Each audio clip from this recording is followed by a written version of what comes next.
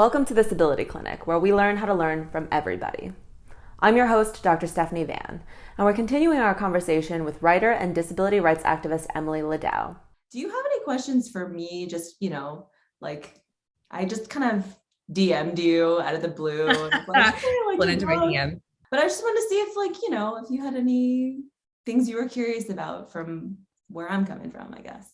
Yeah, I really love that actually. And I appreciate that. I think there's a really interesting power dynamic that can sometimes be at play between medical practitioners and, people who are viewed solely as patients, even though medical practitioners are also patients, to doctors as Don't well. like to admit it, but yes. Yeah. So it's an interesting balance. Just as much as I want people to remember that I'm a human being, I think we also need to remember that doctors are human beings as well. So asking me if I have questions just really resonates. But I am curious what led you to this path and this passion. I know you said it's new for you. Was there like this aha moment or this spark for you where you realized that it was important and not just sort of this niche issue? I appreciate you asking that because I've thought about this a lot too. And the channel started at the pandemic. And I feel like the pandemic was this huge moment in world history where we're all stuck inside. We're all dealing with this common enemy of this virus. And we're also connecting more than humanity's ever connected before on social media, the internet. I was on Clubhouse, which is this like beta phase, basically conference call app. And it was the first time me and clearly a lot of other users had gotten the opportunity to interface with people very different from them, especially with disabilities, people who needed audio descriptions, people who, were very vocal about how inaccessible the app we were using was, and how little disability representation was in the media. And so that really opened my eyes to lots of issues outside of healthcare and just in society that we need to work on. But I think the seed was planted way back. As a medical student, you have all these different specialties you can go into. And throughout my rotations, I did a physical medicine rehab rotation. And this is the specialty that I think deals primarily with patients with disabilities. I mean, all medicine takes care of patients with disabilities, but we are the most knowledgeable or proactive about specific disabilities and impairments. And I met someone who had just sustained a spinal cord injury, and he was a high quad. So he lost function of his arms and legs. And I had the chance to just kind of talk with him and like really sit with him and what he was going through. And he was very generous and open. I think that can be obviously a very traumatizing experience. And you might some people would close up and not want to share that. But I think I was lucky and very privileged to really get to know him throughout his rehab. And that experience has always stuck with me because I think it was probably the first time that I'd, in medical school, they have you chat with patients and it's just like, this is how you talk to a human being. Like you literally have to teach medical students how to do that because it is that power dynamic of like doctors coming in being like, I know everything and let me fix you. And patients being like, please help me. Like that's very outdated. But that's how it felt when I was a first year. And then I think I was a third year when I met this gentleman, and it was nice because like no one was telling me that this is how you do something. It just like coming from him, it clicked with me like this is how it should feel when someone seeks healthcare or needs more help, or learns about their body and how it's changing. I'm giving you a really long-winded answer, but I guess like there's these kind of cardinal moments throughout my training that align with the disability advocacy movement and align with, wanting to care for everybody and make sure everybody feels cared for when they seek healthcare. But I don't think it was until the pandemic kind of threw a wrench in everyone's lives. And, the George Floyd protests, I was in LA, I was living in downtown LA when there were like police sirens and helicopters and people just flooding the streets. And there was this huge push to be more accepting and like really question status quo and how our society addresses the power dynamic between like cops or healthcare providers and people of different colors. So that really opened the door for me. And I'm going to stop talking now. No, I love that. I think it points to the fact that sometimes you can't manufacture these as much as you want to teach people how to have a conversation and how to have empathy and how to have a good bedside manner.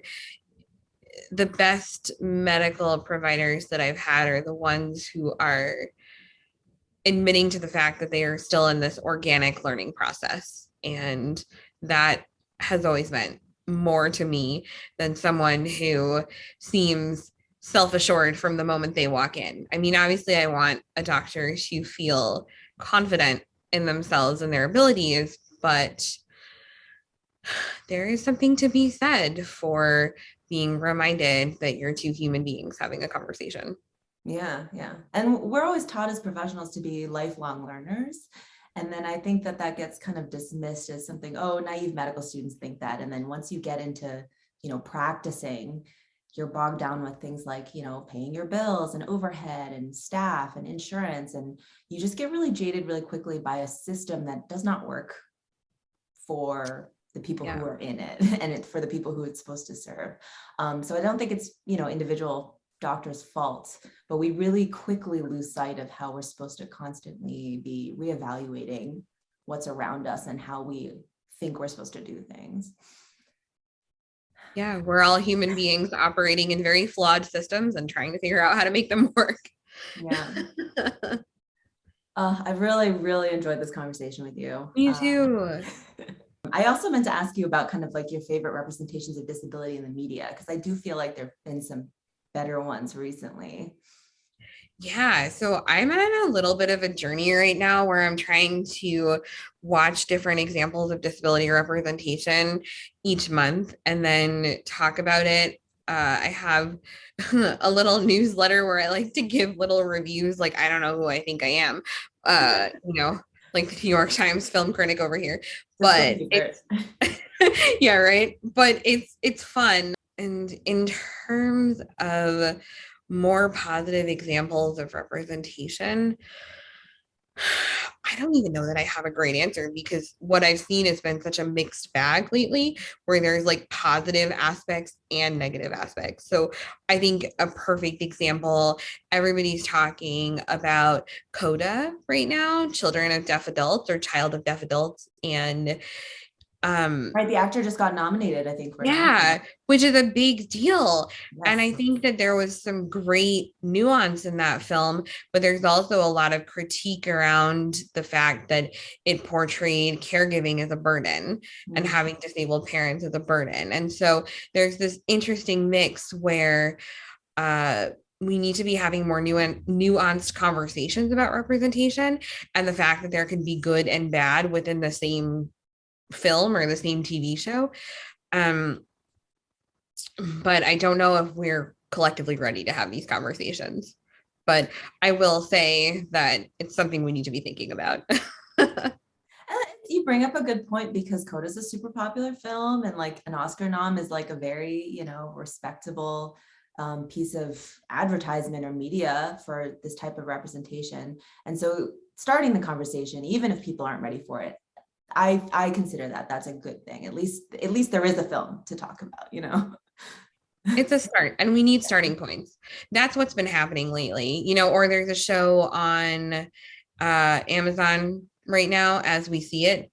And again, there's some moments of great nuance when it comes to portraying disability. And there's also some really, really problematic storylines. And so how do we parse that as people who are trying to better understand how to represent disability, how to think about disability, how to talk about disability? So yeah, there's a lot of nuanced conversations that I think need to be had right now. I hear you. And I've actually started doing like breakdowns, and I don't know if they're really reviews, but they're more like breakdowns and reaction videos with people who are kind of in my network. So I've been watching Sex Education on Netflix. I don't know if you've seen that. Oh, it's one of those on my to watch list kind of things. It's a great watch. I think you will laugh out loud every episode. I just find it very entertaining. But in the second season and the third season, there's a wheelchair user with a spinal cord injury who, I don't want to spoil anything for you, but he is a whole person, or he's more of a whole person that I've seen portrayed maybe ever before, as a wheelchair user who is also portrayed by someone who actually has a disability. Yeah. So, there's hope. And if you want to watch that, I would love to hear what you think. But I'll check it out. Yeah, I have a couple of guys who are wheelchair users watch it and break it down with me. So that. That's so fun. Oh my gosh. Yeah. Okay. Now that I know that there's some disability representation to check out, I'm going to add it to my list because I'm building up a list, and every month I'm watching something new. Thank you so much. This was a blast. It was. Thanks for sliding into my DMs. Yeah, my pleasure. Anytime.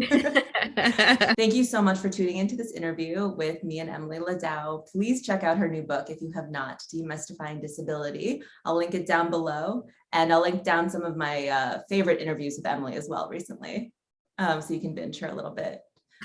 If you want to hear more conversations like this, hit the like button and subscribe to Disability Clinic for more accessible and entertaining healthcare education. You want to say goodbye to the people, Emily? Goodbye to the people. No, thank you for having me. This was a lot of fun. Thank you so much. Oh, please come back anytime. You are very welcome. I will. Until next time, thank you for watching, listening, and learning. Where healthcare does self-care, or kind of something like that. Oh, fun. And catchy. I'm into it. Whatever you feel is a good fit. Yeah, I don't know. I was trying to think how can I make this Emily Ladau themed?